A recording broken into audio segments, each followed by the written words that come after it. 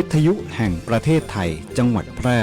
91 เมกะเฮิรตซ์ให้ความรู้คู่ความสุขฟ้าสลัวมัวแสงระวีส่องนกหยุดร้องวังเวงให้เงียบเหงามองฟ้าวันนี้เป็นสีเทาอกประชาหมองเศร้าระทมสวงด้วยพระราชธิดาพระองค์ใหญ่เสด็จคันไลสู่แดนสวงเสียงร่ำไห้สะท้อนสถานสวงพระเป็นดั่งดวงใจไทยประชาสำนักงานคปภ.มีภารกิจหลักในการกำกับดูแลให้ธุรกิจประกันภัยดำเนินไปอย่างถูกต้องตามหลักธรรมาภิบาลส่งเสริมให้ประชาชนเข้าถึงระบบประกันภัยได้ในทุกมิติคุ้มครองสิทธิผู้ทำประกันภัยให้ได้รับความเป็นธรรมอย่างแท้จริงพร้อมอยู่เคียงข้างทุกคนในทุกช่วงเวลาของชีวิตทุกเรื่องประกันภัยโทรสายด่วนคปภ. 1186เว็บไซต์ oic.or.th Line Official @OIC Connect และสำนักงานคปภ.จังหวัดทั่วประเทศคปภ.คุ้มครองผู้ทำประกันภัยคุ้มครองคุณโรงพยาบาลชุมชนการแพทย์แผนไทยและการแพทย์ทางเลือกองค์การบริหารส่วนจังหวัดแพร่เปิดให้บริการดูแลสุขภาพนวดพอกอกนวดรักษาแผนไทย90นาทีนวดแผนไทยนวดเท้าประคบร้อนบรรเทาอาการปวดเมื่อยคลายกล้ามเนื้อข้อเข่าสมุนไพรรักษาข้อฝืดข้อเข่าเสื่อมข้อนิ้วข้อเท้าลดอาการปวดด้วยสมุนไพรเปิดให้บริการในทุกวันจันทร์อบไอน้ำสมุนไพรรักษาระบบทางเดินหายใจกระตุ้นการไหลเวียนของโลหิตลดการปวดเมื่อยกล้ามเนื้อขับน้ำข่าวปลาแม่หลังคลอดเปิดให้บริการในทุกวันอังคารบรรเทาอาการปวดเมื่อยคลายกล้ามเนื้อผู้มาใช้บริการให้นำบัตรประจำตัวประชาชนมาด้วยทุกครั้งใช้สิทธิ์เบิกจ่ายตรงข้าราชการสิทธิ์ประกันสังคมหรือสิทธิ์บัตรทองในจังหวัดแพร่สิทธิ์รัฐวิสาหกิจหรือชำระเงินสดติดต่อจองคิวรับบริการเวลา 8:30 นาทีถึง 16:30 นาทีเว้นวันหยุดนักขัตฤกษ์โทร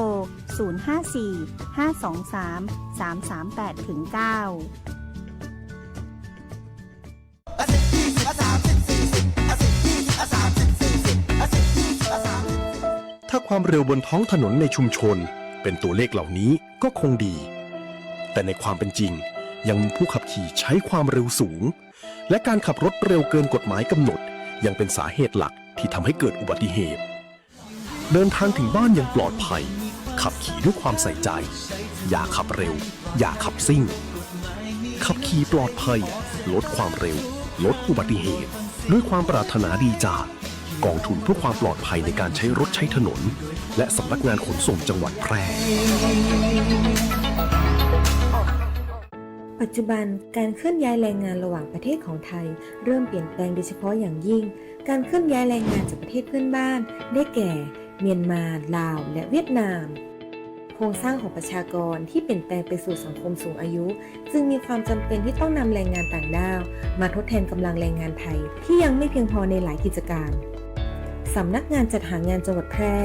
เป็นหน่วยงานหลักที่ให้บริการจัดหางานแก่ประชาชนทุกกลุ่มเป้าหมายรวมถึงการควบคุมการทำงานของคนต่างด้าวซึ่งปัจจุบันได้นำระบบ e-work permit เข้ามาอำนวยความสะดวกในการให้บริการแก่นายจ้างสถานประกอบการและแรงงานต่างด้าวในกระบวนการการรับคำขอการแจ้งการทำงานของคนต่างด้าวและการผลิตใบอนุญาตการทำงานทั้งนี้สามารถรับชมวิดีทัศน์การให้บริการผ่านระบบ e-work permit ได้ที่เพจ Facebook สำนักงานจัดหางานจังหวัดแพร่หรือสอบถามรายละเอียดเพิ่มเติมผ่านแอปพลิเคชัน Line Official S435DEAQA หมายเลขโทรศัพท์ 054-511-721 หรือ 054-511-807 และสายด่วนกรมการจัดหางาน 1506 กด 2 สำนักงานจัดหางานจังหวัดแพร่มุ่งให้นายจ้างและแรงงานต่างด้าวได้รับการคุ้มครองตามกฎหมายอย่างเป็นธรรม เตรียมพบมหกรรมสุดยิ่งใหญ่แห่งปี Northern Best Deal มหกรรมขับเคลื่อนเศรษฐกิจ 4 จังหวัดภาคเหนือตอนบน 2 เชียงราย พะเยา แพร่ และน่าน ร่วมของดีของเด่นสินค้าโอท็อปอาหารพื้นถิ่น งานคราฟต์และสินค้าคุณภาพจากชุมชน ให้ทุกท่านได้เที่ยวชิมช็อปกันอย่างจุใจ ครั้งที่ 1 15-19 กรกฎาคม 2569 ณ ลานหนองน้ำครกอำเภอภูเพียง จังหวัดน่าน แล้วมาพบกันในงาน Northern Best Deal มหกรรมขับเคลื่อนเศรษฐกิจ 4 จังหวัดภาคเหนือตอนบน 2 เชียงราย พะเยา แพร่ น่าน มหกรรมแห่งโอกาสสร้างรายได้สร้างเศรษฐกิจสร้างอนาคตชุมชนไทย คุณกำลังฟัง สวทแพร่ FM 91 เมกะเฮิรตซ์ให้ความรู้คู่ความสุข ที่นี่สถานีวิทยุกระจายเสียงแห่งประเทศไทยจังหวัดแพร่ส่งกระจายเสียงด้วยระบบ FM สเตอริโอมัลติเพล็กซ์ความถี่ 91 เมกะเฮิรตซ์จากนี้ไปติดตามรับฟังรายการแพร่สารฝันพลังใจโดยเครือข่ายดีเจคนพิการ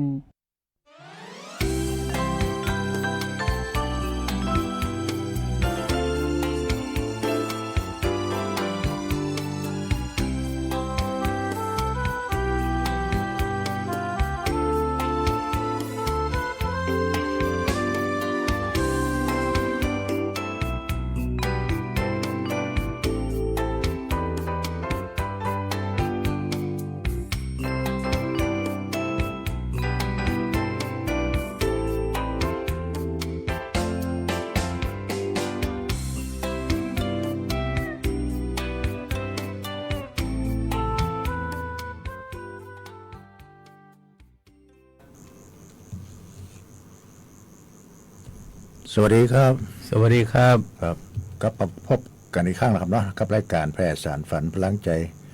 กลางคืน91เมกะเฮิรตซ์สถานีวิทยุกระจายเสียงแห่งประเทศไทยจังหวัดแพร่หรือว่าสวทจังหวัดแพร่เนาะ ครับ ทุกวันเสาร์และวันอาทิตย์เวลาดีเป็นเวลาครับ15:10 นาทีจนถึง 16 นาฬิกาหนึ่งชั่วโมงโดยประมาณครับเนาะเช่นเคยครับวันนี้เป็นคิวของสองหนุ่มของอำเภอหนองมงไคครับผมอดุลธนันชัยครับประธานชมรมคนพิการอำเภอหนองมงไคครับ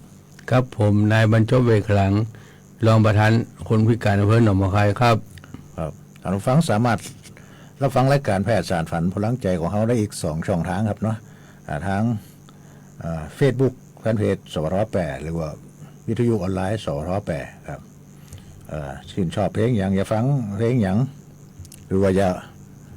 ประชาสัมพันธ์ข่าวของหน่วยงานของท่านเนาะเบอร์โทรศัพท์ครับทั้งของสถานีนะครับเนาะ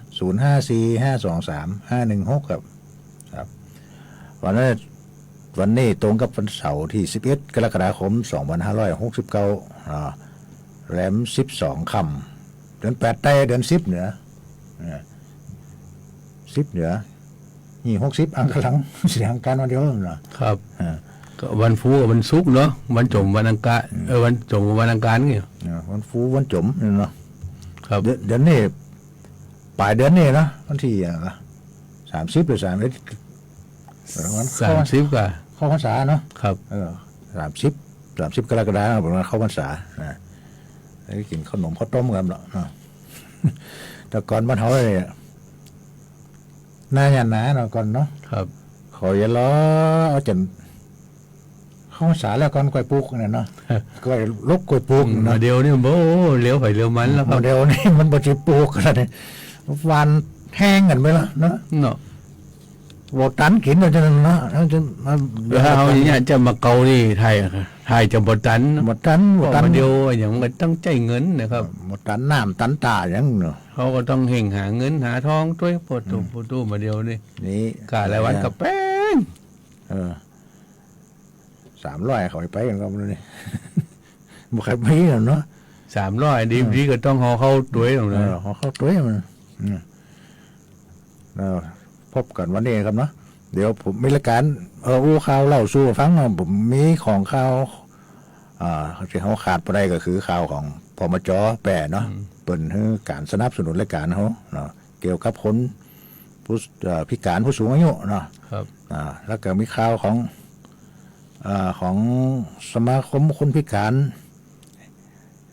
ทางการเคลื่อนไหวจังหวัดแปรด้วยเนาะแล้วก็ข่าวของผู้สูงอายุยังหับเงินย้อนหลังยังจะได้นะครับเนาะแล้วก็นั้นช่วงนั้นสาระครับมันจะมีสาระจะได้กันลองฟังเอาเนาะช่วงนี้ป้ากันไม่เดี๋ยวเราไปหับฟังเพลงก่อนครับเนาะครับเชิญเราฟังครับ เ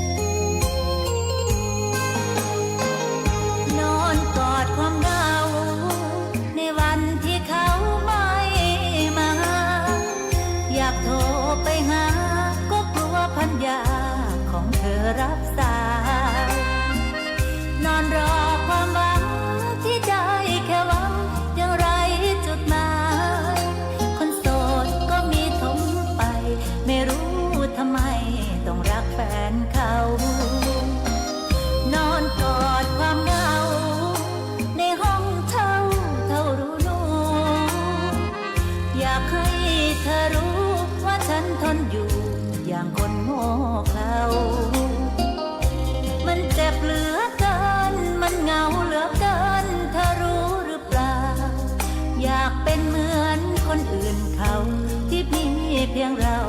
คงเป็นไปไม่ได้วาสนาเกิดมาเป็นได้แค่น้อยชีวิตที่ยังเลื่อนลอยท่องคำว่าคอยเสียจนขึ้นใจเมื่อเลือกแบบนี้จะทรมานก็ต้องทนไว้สิ่งเดียวที่พอทำได้คือบอกหัวใจไม่ให้ฟุ้งซ่านนอนกอดความเหงาในวันที่เขาไม่มาช่วยเจียดเวลาส่งข้อความมาถ้ายังห่วงกันคงต่อชีวิตผู้หญิงอาภัพได้อีกหลายวันถามใจแล้วยังยืนยันว่าชีวิตฉันขาดเธอไม่ได้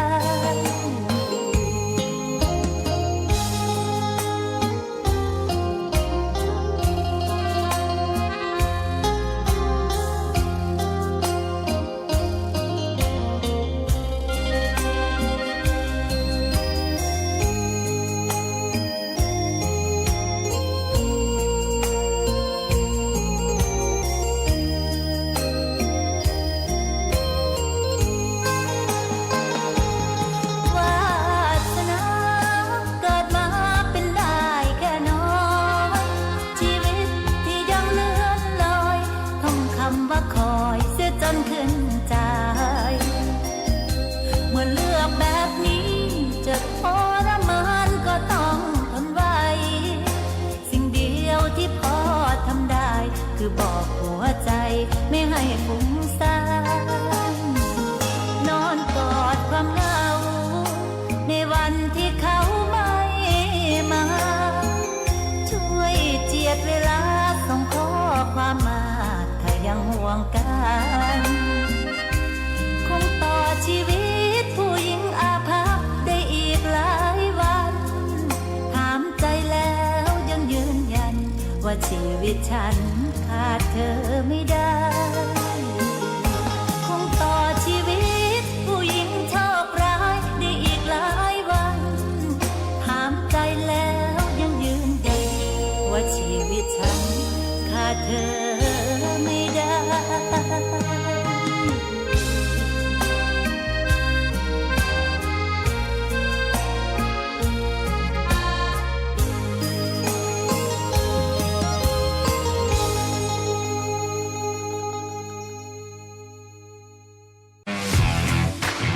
รัฐบาลไทยประกาศสงครามสแกมเมอร์รัฐบาลจึงได้ประกาศสงครามกับสแกมเมอร์ในฐานะที่สแกมเมอร์เป็นวาระแห่งชาติและในวันนี้ผมก็ได้ใช้โอกาสนี้มารายงานความคืบหน้าและเน้นย้ำถึงสิ่งที่เราต้องร่วมกันทำต่อไปรัฐบาลได้จัดตั้งคณะกรรมการอำนวยการป้องกันและปราบปรามอาชญากรรมทางเทคโนโลยีขึ้นมาโดยมีผมเป็นประธานด้วยตนเองเพื่อให้ทุกหน่วยงานทำงานไปในทิศทางเดียวกันเราได้มีการลงนามบันทึกความเข้าใจระหว่าง 15 หน่วยงานหลักทั้งภาครัฐและภาคเอกชนตลอดจนสถาบันการเงินเพื่ออุดช่องโหว่ทางการเงินและตัดเส้นทางเงินของกระบวนการอาชญากรรมเหล่านี้สิ้นซากรวมพลังคนไทยต้านภัยสแปมเมอร์นายอนุทินชาญวีรกูลนายกรัฐมนตรี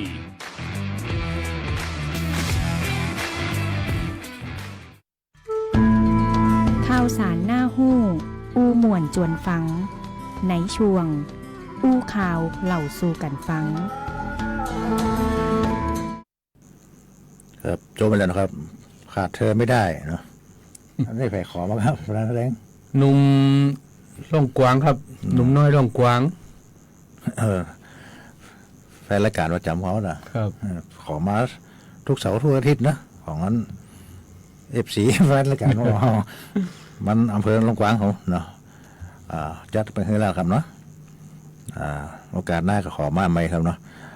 ช่วงนี้เป็นช่วงอู้ข่าวเล่าสู่กันฟังครับตามที่ผมได้เกินไปเมื่อกี้เนาะพอต้องอู้นะข่าวของพมจ.แปรเป็นก่อนเป็นคือการสนับสนุนรายการนี่เนาะข่าวของพมจ.แปรเป็นร่วมวิทยากรของการอบรมคือความรู้เกี่ยวกับสิทธิคนพิการวันที่ 8 กรกฎาคม 2569นางอรนุชชัยชาญพัฒนาสังคมและความมั่นคงของมนุษย์จังหวัดแปร มอบหมายให้นางสาวสถิธรวงศ์ชัยนักสังคมสงเคราะห์และนางสาวชุติมาชัยพงศ์วิสุทธิ์นิติกรอันนี้คือน้องฝ้ายเนี่ยน้องฝ้ายผมมาจอบแพร่เนี่ยชุติมาเนี่ยนะเขาร่วมเป็นวิทยากรในโครงการอบรมให้ความรู้เกี่ยวกับสิทธิคนพิการบรรยายความรู้แก่กลุ่มคนพิการและผู้ดูแลคนพิการจำนวน30 คนโครงการดังกล่าวจัดขึ้นที่องค์การบริหารส่วนตำบลมันกวางอำเภอสูงเม่นครับเนาะนี่เป็นข่าวของอีกข่าวนะครับของพมจ.แปรวันที่8เป็นกัน8กรกฎาคม2569นางอรุณนุชชัยชาญคณะสังคมและความมั่นคงของมนุษย์จังหวัดแปรมอบหมายให้นางสาวพิชชาพรพึ่งสุขเจ้าหน้าที่ประจำศูนย์ปฏิบัติการป้องกันและปราบปรามการฆ่ามนุษย์จังหวัดร่วมประชุมเตรียมความพร้อมและลงพื้นที่บูรณาการตรวจสถานประกอบการเพื่อป้องกันการบังคับใช้แรงงานและการฆ่ามนุษย์จำนวน4 แห่งในพื้นที่อำเภอเมืองแปรอำเภอ2ผลการปฏิบัติงานบ่พบการใช้แรงงานเด็กแรงงานบังคับการฆ่ามนุษย์หรือความผิดเกี่ยวกับกฎหมายแรงงานต่างด้าวแต่อย่างไรก็ตามพบสถานประกอบการที่อาจเข้าข่ายจ่ายค่าจ้างต่ำกว่าอัตราขั้นต่ำ1 แห่งและบ่ขึ้นทะเบียนผู้ประกันตนอีก1 แห่งทั้งนี้เจ้าหน้าที่เพื่อได้ดำเนินการตรวจสอบตามขั้นตอนเนาะพร้อมทั้งรณรงค์ประชาสัมพันธ์เรื่องการป้องกันปัญหายาเสพติดกับสถานประกอบการทุกแห่งทุกที่ลงมาที่ตรวจในครั้งนี้ครับเนาะนี่เป็นข่าวของพมจ.แปรครับเนาะของประธานแดงมีอย่างครับเกี่ยวกับคนพิการเขาเนาะก็มาเดี๋ยวนี้ก็จะมีความน่ายินดีเนาะของกับคนพิการเนาะมาเดี๋ยวนี้รัฐบาลเป็นพรรคดันเฮือแล้วนะครับจะขึ้นเบี้ยฮือ 1,000 เนี่ยนะได้ยินมาเมื่อต่อบาทต่อเดือนเนี่ยพร้อมขยายสิทธิและสิทธิประโยชน์ของผู้พิการและการส่งเสริมอาชีพเพื่อยกระดับคนพิการคุณภาพชีวิตอย่างยั่งยืนนะครับแต่ที่ว่าการปรับเบี้ยนี่คณะกรรมการนโยบายและแผนการพัฒนาคุณภาพชีวิตคนพิการแห่งชาติหรือว่ากพช.ได้เห็นชอบการผลักดันเสนอคณะรัฐมนตรีหรือครม.เพื่อปรับเพิ่มเบี้ยยังชีพจะคนพิการจากเดิม800ก็ยังขึ้นเป็น 1,000 แล้วนะครับต่อบาทต่อ1,000 บาทต่อเดือนสำหรับคนพิการที่ไม่ได้ถือบัตรสวัสดิการแห่งรัฐและผู้มีอายุต่ำกว่า18 ปีนะครับแต่คนที่มีบัตรสวัสดิการก็ได้800แล้วก็วันที่20ของทุกเดือนก็ได้200ก็เป็น1,000แล้วเนาะครับไทยจะนั่นน่ะว่าแล้วก็พอจะปั๊บมันเป็น 1,000 บาททวนหน้าหมดอีกอ่ะต่อไปเนาะแต่ก็อันนี้ดีๆครับผู้ดูแลคนพิการนะครับเขาก็จะปรับให้เป็น 1,800 บาทต่อเดือนอันนั้นของห้องอะไรผู้ช่วยคนพิการครับปัญญาเนี่ยมันก็เขาได้มีเงินขึ้นแบบน้อยเนาะอันนั้นมันต้องไปอบรมหมดเนาะอันนี้ยังผู้ดูแลคนพิการแล้วก็ผู้ช่วยคนพิการต่างกันจะได้เนาะกระจายเรื่องผู้ดูแลคนพิการเลยเขาเข้ามาแคร์กิฟเวอร์นั่นแหละใส่เสื้อสีชมพูกันนั่นล่ะญาติกันน้ำหมู่บ้านนั่นน่ะตามกฎหมายมาถึงบุคคลในครอบครัวเช่นบิดามารดาบุตรคู่สมรสญาติพี่น้องหรือบุคคลอื่นใดที่ได้รับการดูแลหรืออุปการะคนพิการในเขาก็ต้องไปอบรมเขาแหละพี่อบรมครับอบรมหลายวันเหมือนกันนะแปลว่าเป็นบ่อันกับบ่ใหญ่อย่างบ่จ้างนะครับบ่ได้อบรมเนาะต้องผ่านการอบรมมาก่อนกันอันนั้นก็ไปช่วยผู้พิการได้ไปปุ๊บไปมั่งได้กันนั้นไปไงเห็นไหมล่ะคณะที่ผู้ช่วยคนพิการบนห้อง Personal Assistant นะหรือว่า PA คือบุคคลที่ให้ความช่วยเหลือคนพิการเฉพาะบุคคลเพื่อให้สามารถปฏิบัติกิจวัตรที่สำคัญในการดำรงชีวิตโดยผู้ช่วยคนพิการต้องมีคุณสมบัติ ตรงตามที่กำหนดแล้วก็ต้องผ่านการฝึกอบรมตามหลักสูตรทั้งภาคทฤษฎีและก็ภาคปฏิบัติจึงจะแจ้งมีสิทธิ์จดแจ้งเป็นผู้ช่วยคนพิการตามกฎหมายได้เนาะในบทบาทหน้าที่และก็การตัดสินใจทั้งสองกลุ่มมีความแตกต่างกันตามแนวคิดการทำงานโดยผู้ดูแลมักการอุปการะเลี้ยงดูหรือช่วยเหลือในภาพรวมเพื่อให้คนพิการสามารถดำรงชีวิตอยู่ได้รวมถึงการศึกษาและก็ฝึกทักษะในการช่วยเหลือตัวเองแล้วก็มักเป็นผู้มีบทบาทหลักในการคิดและตัดสินใจแทนคนพิการสำหรับผู้ช่วยคนพิการจะทำงานภายใต้แนวคิดการดำรงชีวิตอิสระซึ่งเน้นให้คนพิการสามารถกำหนดชีวิตวิถีชีวิตของตนเองได้อย่างสมศักดิ์ศรีความเป็นมนุษย์อันนี้ผู้ช่วยก็จึงต้องปฏิบัติงานตามความต้องการและก็การตัดสินใจของคนพิการเป็นหลักในด้านการตอบแทนครับนั่นนี่ผู้ช่วยคนพิการมีค่าตอบแทนหนึ่งเนาะครอบครัวโดยคนในครอบครัวมักเป็นการดูแลด้วยความหักและความผูกพันอันนี้ก็คือเป็นผู้ดูแลละนั่นเนาะในครอบครัวน่ะแต่อันนี้เป็นผู้ช่วยคนพิการนั้นเขาจะต้องเป็นหลายชั่วโมงเนาะแล้วก็มีค่าตอบแทนกับผู้ช่วยเนี่ยนะผู้ช่วยคนพิการเนี่ยนะที่ว่าสำนักงานบริการควรจะมีค่าตอบแทนในอัตราชั่วโมงละ60 บาทปฏิบัติงานได้บ่เกิน6 ชั่วโมงต่อวันหรือว่าบ่เกิน180 ชั่วโมงต่อเดือนอันนี้ก็ไม่เดือนจะว่ากี่เนาะครับ10,000เท่าไหร่18,000 บาทครับ18,000 บาทนะก็ว่าการทำงานของผู้ช่วยคนพิการจะอยู่ภายใต้การกำกับดูแลของหน่วยงานบริการในพื้นที่ที่มีระบบควบคุมคุณภาพมีมาตรการควบคุมการปฏิบัติงานเมื่อได้มาตรฐานและก็มีการติดตามประเมินผลอันนี้เพิ่นจะมีการประเมินผลด้วยเนาะครับมันก็ต้องหน่วยงานเขาเนาะแต่ว่าคนพิการก็มีสิทธิ์ที่จะขอเปลี่ยนตัวผู้ช่วยคนพิการได้นะคนผู้ช่วยคนนี้วันนี้ปฏิบัติอย่างนี้เนี่ยเขาสามารถเปลี่ยนได้มันก็มีนั่นครับที่ว่าช่วยล้างจานล้างซักผ้าอย่างนั้นมีก็แล้วครับเตรียมอาหารอย่างหรือว่าป้าเขาห้องน้ำห้องตาอย่างต้องมีช่วยคือถ้าอยู่คนพิการต้องการความช่วยเหลือนะครับคนพิการต้องพิการที่ว่าติดเตียงติดอย่างนั้นเนาะต้องช่วยอันนี้ต้องนักน้อยต้องพอเปิดมีรายการตอบแทนเนาะตอบแทนกับกินน้อยเหมือนกันเนาะมื้อปลายแล้วเนาะก็ต้องผ่านการอบรมวันไหน6 ชั่วโมงอีกล่ะวันละ6 ชั่วโมงต้องทำได้วันละ6 ชั่วโมงแล้วก็มีการประเมินผลด้วยมีประเมินผลนั่นน่ะมีประเมินผลด้วยเนาะว่าวันนี้ผ่านนี่เลยหรือก็ต่อสัญญาก็อย่างนี้เขานี่เป็นข่าวของผู้ดูแลและผู้ช่วยคนพิการนะคนพิรายการคนพิการเหมือนกันครับคนนี้เป็นของนั้นสมาคมคนพิการทางการเคลื่อนไหวจังหวัดแพร่เนาะโดยนายก ขุนบุญยามเสาจันทร์เนาะเป็นนายกอันนี้เป็นมีการโครงการฝึกอบรมเชิงปฏิบัติการส่งเสริมการออกกำลังกายและแข่งขันกีฬาเพื่อสุขภาพในวันที่22 ถึง 26ครับ22 ถึง 26 กรกฎาคมนี่ครับนะครับอันนี้ที่โรงแรมแพรนคราแล้วก็จะมาพักกันที่ว่าโรงแรมแพรนคราครับแต่ไปแข่งพุ่งกระเทือสนามกีฬาอบจเนาะสนามกีฬาของอบจมั้งครับนี่ระหว่างวันที่22เนาะ22 ถึง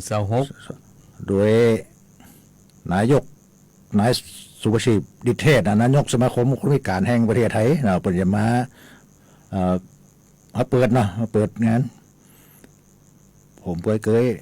ไปเตี่ยแล้วครับในที่กรุงเทพนายสุภชีพดิเทศนะเป็นคนพิการเป็นนายกไม่ได้หลายสมัยครับมั้งเขาทุกหลายพ่อ4 ปีเขาต่อเรียกไม่ข้างที่มันเป็นได้เป็นหลายสมัยมาแล้วนะ แล้วก็การแข่งขันนี่ก็มันนี่17จังหวัดภาคเหนือกันแล้วนะกีฬานี่เนาะครับที่มาพักโรงแรมแพร่นาครานี่มันเลยเขาก็ขออำเภอหนองบัวไข่เขาก็ขอนักกีฬาอำเภอหนองบัวไข่ครับเราเขาไอ้4คนละยังประธานแดงไปเกลงฟุตจ้างนี่เนาะไอ้เคยแข่งให้เปตองครับกีฬาเปตองผมไปพอระบบงูเรื่องบ่เข้าใจตอนนั้นผมไปแข่งผมก็ได้ที่2ของอันนี้ของเขาเหมือนกันนะครับของอำเภอว่าของมันแข่งมดมันแข่งทางจังหวัดเนาะตอนนั้นมันไอ้อย่างก็งานคนพิการของจังหวัดนะครับมันปีอย่างพวกเราจำบ่ได้เหมือนละเขาจะมีแข่งจานร่อนไก่เนาะขว้างนี่เนาะขว้างจานเนาะฮับกันแล้วก็มีกันอย่างจานร่อนปลาเป้าแล้วก็มีอย่างไรเปตองเนาะกีฬาเปตองเนาะแล้วก็ปลาเป้าก็อะไรอย่างก็ฮอกกี้กระบะเนาะฮอกกี้กระบะนี่ก็4 คืน 5 วันแต่มันจะเป็นจะได้ผมก็บ่จ้างเนาะมื้อนี้เนาะแต่จ้างเปตองครับจานร่อนให้ได้อยู่ไปพอกันนั้นเนาะเอาเป็นรวมมันถึงโหนะก็จะเป็นจะได้โหนั่นน่ะกีฬาทุกประเภทเนี่ยตะกอนผมเป็นนักเรียนผมจ้างแทบทุกประเภทจะได้มาบ่ฮู้ไอ้กีฬาใหม่ๆบ่ฮู้เปตองไอ้วูดบอลนี่บ่เข้าใจบ่ฮู้เรื่องมื้อนี้ได้บ่ฮู้เรื่องนะครับบ่ฮู้ว่าคะแนนเขาเนี่ยจะได้นะโอ้โหเขาตัดสินจะได้ปูหัวเนาะไก่เอาไก่ว่าจะได้ปูครับนี่เป็นข่าวของสมาคมคนพิการทางการเคลื่อนไหวจังหวัดแพร่ครับเนาะเดี๋ยวช่วงหน้าเป็นช่วงอู้ง่ายฟังมวนครับเนาะช่วงนี้เอาไปฟังเพลงก่อนครับเนาะเชิญรับฟังครับ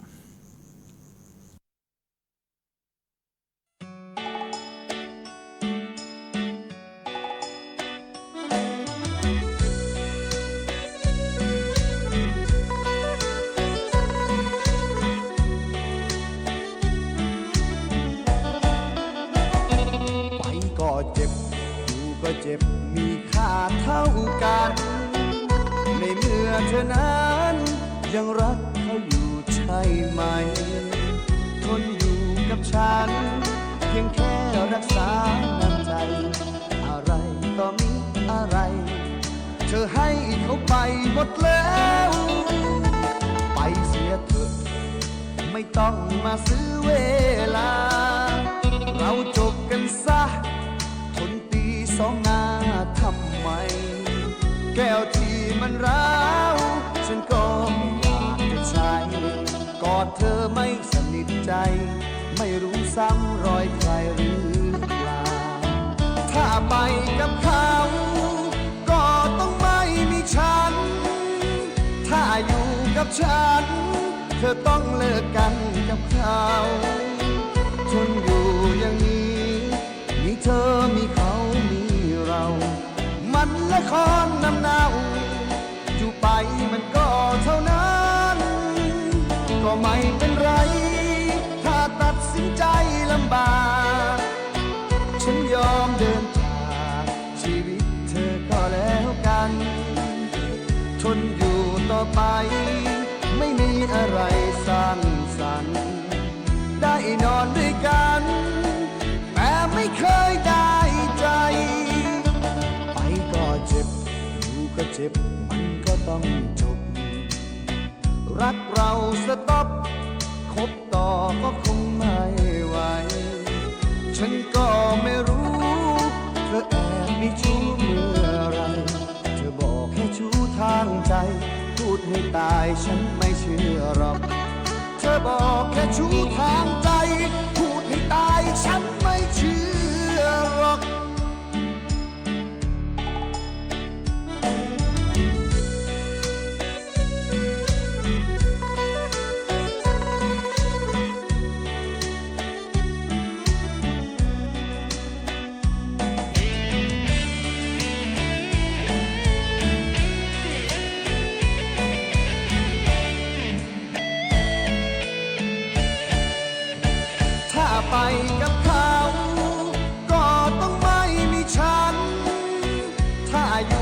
ฉันเธอต้องเลิกกันกับเขาทนอยู่อย่างนี้มีเธอมีเขามีเรามันละครน้ำเนาอยู่ไปมันก็เท่านั้นก็ไม่เป็นไรถ้าตัดสินใจลำบากฉันยอมเดินทางชีวิตเธอก็แล้วกันทนอยู่ต่อไปไม่มีอะไรสร้างสรรค์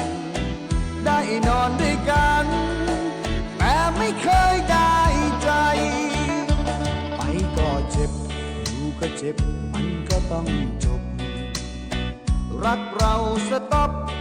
คบต่อก็คงไม่ไหวฉันก็ไม่รู้เธอแอบมีชู้เมื่อไรเธอบอกให้ชู้ทางใจพูดให้ตายฉันไม่เชื่อหรอกเธอบอกแค่ชู้ทางใจพูดให้ตายก็ไม่เชื่อหรอก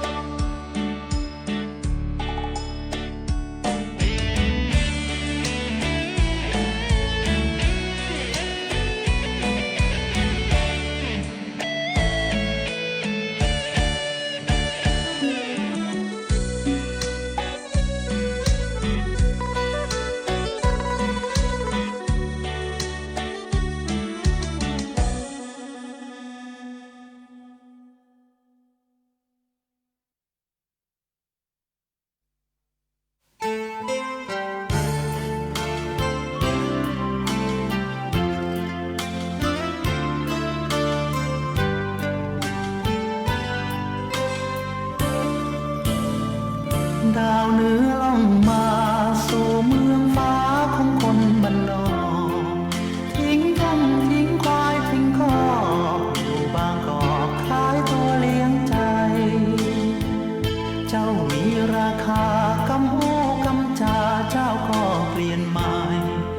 กำเหนือเจ้าไม่สนใจอู้แต่กำใต้ไพเราะหวานหูดาวเหนือเจ้าลอยเจ้าลืมดอยที่คอยเฝ้ารอลืมนาลืมแม่ลืมพ่อเห็นท่านรอแล้วใจอดสู้เจ้าลืมสัญญาลืมวาจาที่เจ้าเคยอู้ถูกผิดเจ้าลองคิดดูจำไว้เป็นครูเรียนรู้อยู่เพียงโอ้ดาวลืมดอยลืมกุ้งลืมหอยปูปลาอาหารเคยกินฝนตกหาใหญ่หน่อไม้เริ่มแห้งโผล่ดินห่วงเจ้าจะไม่ได้กินของโปรดยุพินเทพธิดาดอนดาวเหนือเจ้าเอ๋ยอย่าหลงเอ่ยคิดดูให้ดีลุงป้าน้าอาน้องพี่ห่วงดาวนี้ช้ำสวงร่วงพลอยแสงสีเจริญอย่าหลงเพลินจนลืมกลับดอยบ้านเฮาเงียบเหงาจอยวอยกลับเถิดอีน้อยกลับดอยเถิดดาว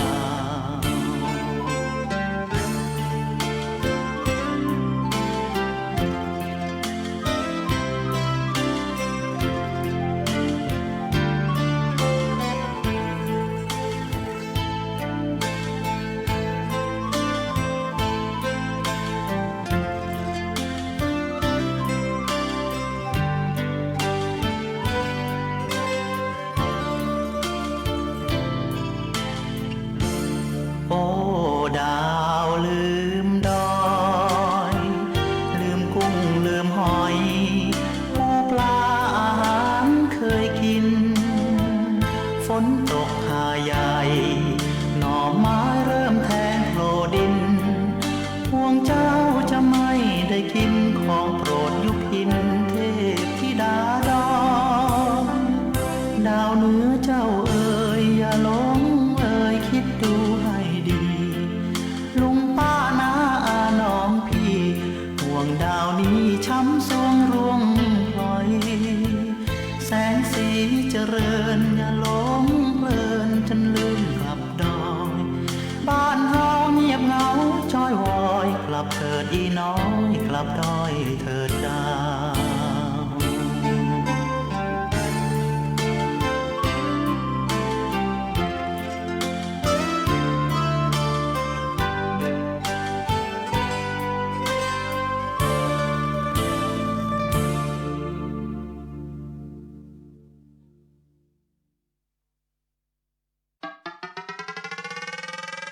มีที่ดินเป็นกรรมสิทธิ์ของตนเองไม่เป็นปัญหา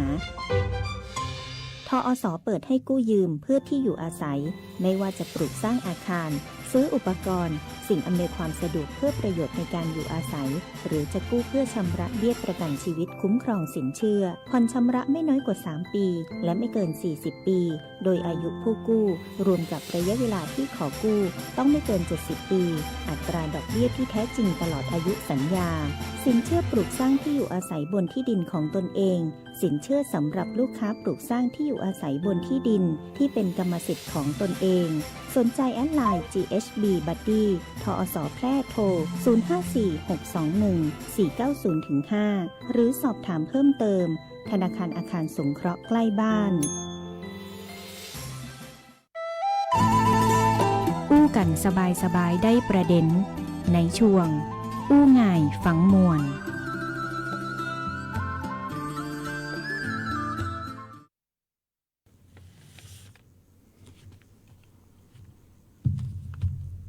ครับตอนนี้ก็เข้ารายการในวันแล้วครับเนาะก็เป็นช่วงอู้ง่ายฟังมวลเนาะแต่ก็มันก็จะได้ของคุณเฒ่าคุณแก่ครับผู้ได้รับอันนี้ย้อนหลังเนาะสูงสุดก็400 บาทอย่างนี้ครับเพราะว่าคนดีบอกขึ้นกับเปิ่นไปเข้าห้องน้ำบุญเลยผมก็บ่มีนี่เนาะเหมือนอันครับฟังเพลงก่อนก็ได้เนาะครับเนาะ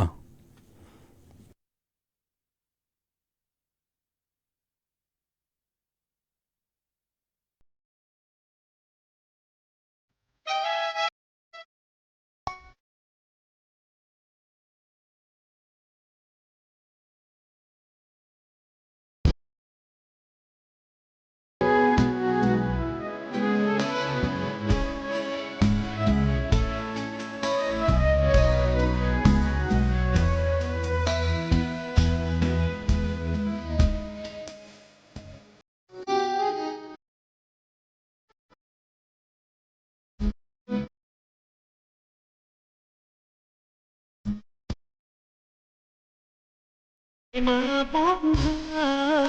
จึงรู้ว่าเธอทำเปิดใจได้เลยว่าชอบ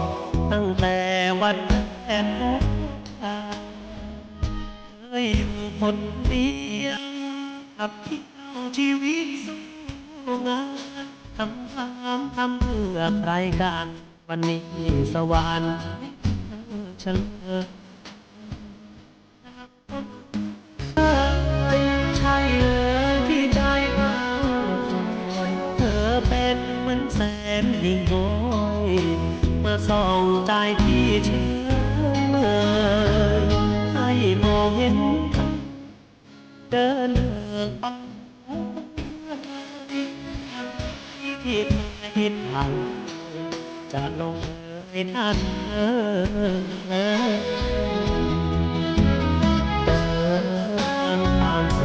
ลงในช่องว่า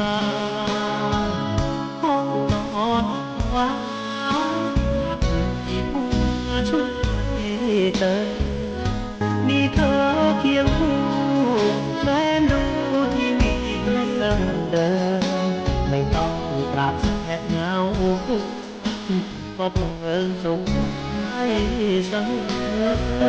ได้มาพบเธอจึงรู้ว่าเธอทำตอบถ้าเธอเผยใจว่าชอบสอบผ่านความคนรออยากให้ลุ้นน้อยเมื่อเจอใจรักช่างเพื่อเสนอรักสองแสน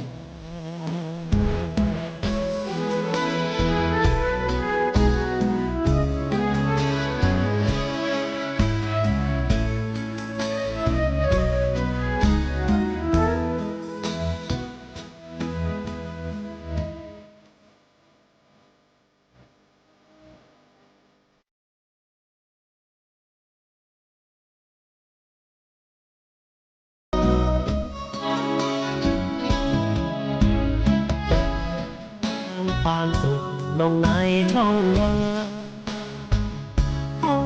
อ่อนหวานที่ผู้มาช่วยเธอมีเธอเคียงคู่แม้ดูที่มีเรื่องเดิมไม่ต้องปรับแสงเงาก็เธอสุขได้เสมอได้มาพบเธอจึงรู้ว่าเธอคำตอบถ้าเธอเผยใจว่าชอบสอบผ่านความคนที่รออย่าให้หลุดลอยเมื่อเจอใจรักฉันเสนอรักสองคน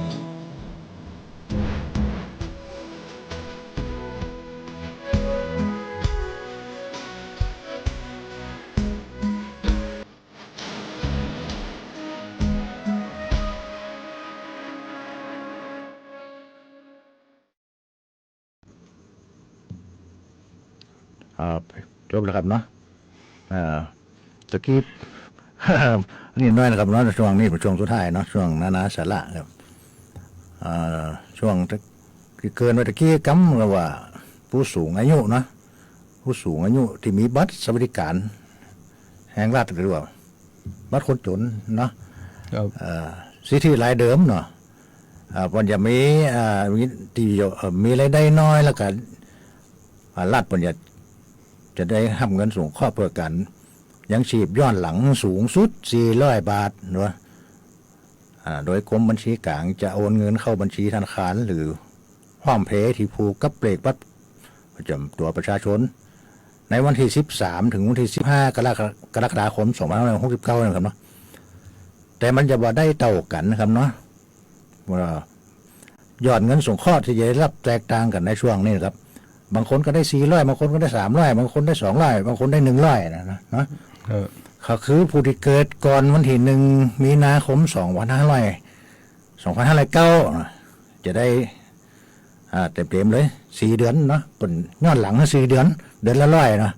ก็เป็น400 บาท4 เดือนก็400ครับแล้วแต่ผู้ที่เกิดระหว่างวันที่1ถึงวันที่31 มีนาคม 2509อันนี้ก็จะได้300 บาทเพราะมัน3 เดือนเนาะแล้วผู้ที่เกิดระหว่างวันที่1ถึง30 เมษายน 2509อันนี้ได้รับ200 บาทแต่มัน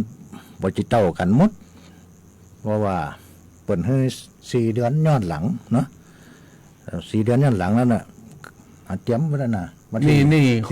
ของผู้สูงอายุอย่างเดียวมันก็ครับผู้สูงอายุที่มีบัตรสวัสดิการนะครับคนสูงอายุบ่มีบัตรสวัสดิการกับบ่ได้ครับเนาะอย่างคนพิการบ่ได้คนพิการบ่ได้นี่เป็นของผู้สูงอายุนะสูงอายุคือ60 ปีขึ้นไปนะครับคนที่บ่มีบัตรสวัสดิการบัตรคนจนก็บ่จะได้นะครับมันที่เป็นเงินผู้สูงอายุย้อนหลังเปิดของเงินสงเคราะห์นะเงินสงเคราะห์ย้อนหลัง4 เดือนเรายังปีแล้วก็ได้ปีแล้วได้8 เดือนกันนะได้800นะปีนี้รถวันชุดนี้ให้เปิดเฮือน4 เดือนเนาะแล้วก็บัตรสวัสดิการแห่งรัฐนี่ที่เขาไปต่อกันทันแล้วนะแล้วก็ไปล้อรุ่นกำเนี่ยที่ว่า2 เดือนหลังนี่บอกว่าหลายเก่าหลายใหม่หลายอย่างต้องรุ่นวันที่17นะ17 กรกฎาคมก็ว่าจะไผได้บ่ได้นะครับนั่นน่ะผมก็รอผมก็รุ่นอยู่นี่ว่าผมไปไล่เก่าไปจะอันนี้ก็เข้าแล้วเนาะผมไปไล่ใหม่รุ่นอยู่นี่เดี๋ยวเขาจะสับสนกันว่าหลายเก่าใจซิดต่อได้เลยบ่ได้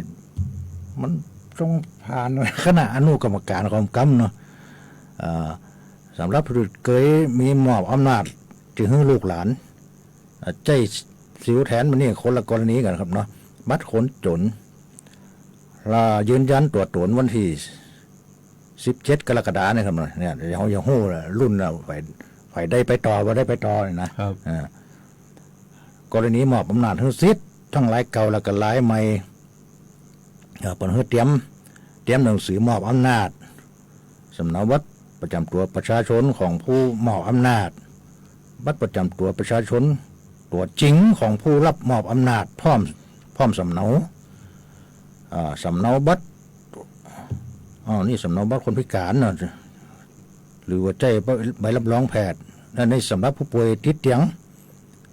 ของผู้มอบอำนาจเอกสารทั้งหมดถึงไปติดต่อธนาคาร5 แห่งเนาะเพื่อขอยกเว้นการสแกนหน้าก็มีกรุงไทยเนาะออมสินธกสแล้วก็ทอสแล้วก็ของอย่างอิสลามเนี่ยนะเนาะธนาคารของห้องธนาคารนี่นะธนาคารอิสลามมันบ่ได้เคยใช้บริการของอิสลามเลยเนาะอันนี้ล้อรุ่นกันครับวันที่17นี่นะไฟได้ไปต่อบ่ได้ไปต่อเลยนะผมก็ล้อรุ่นได้วันนี้ได้ไปต่อทำก้อยเนาะครับเนาะเขาก็เอามามาฟังเนาะมีสาระเกี่ยวกับคนพิการเอารับเสาร์นี่เนาะทบทวนกระบวนความครับเนาะเดี๋ยวรอติดนาเนาะติดนาเดี๋ยวเราเอามากันทำกำเนาะสำหรับวันผูกนี่คือ2 สาวเนาะครับติดหน้าบุญมันจะ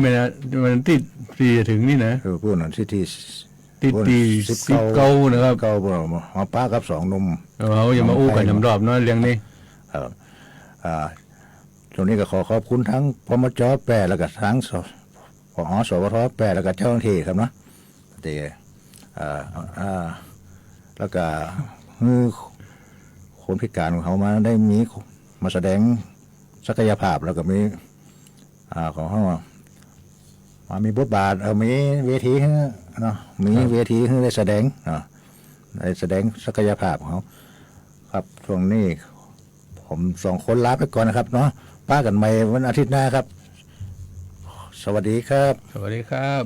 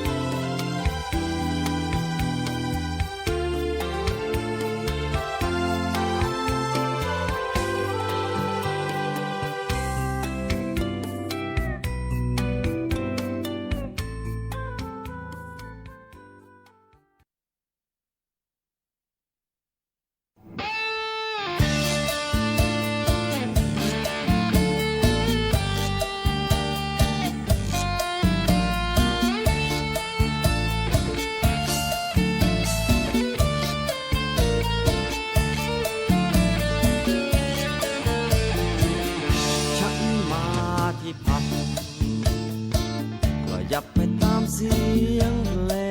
งบรรยากาศเป็นกันเองคนฟังเพลงคนเต้นรำสายตาฉันหยุด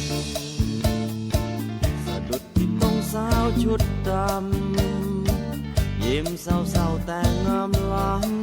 ำทำให้คืนนี้พิเศษ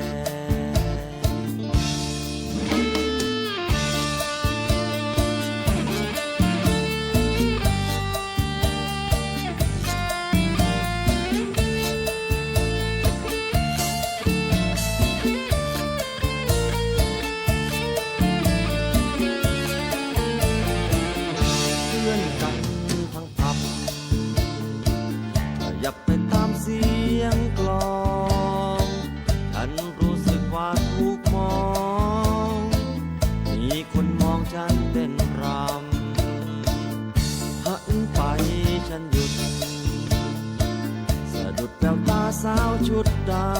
ำเธอบอกว่าอยากเต้นรำ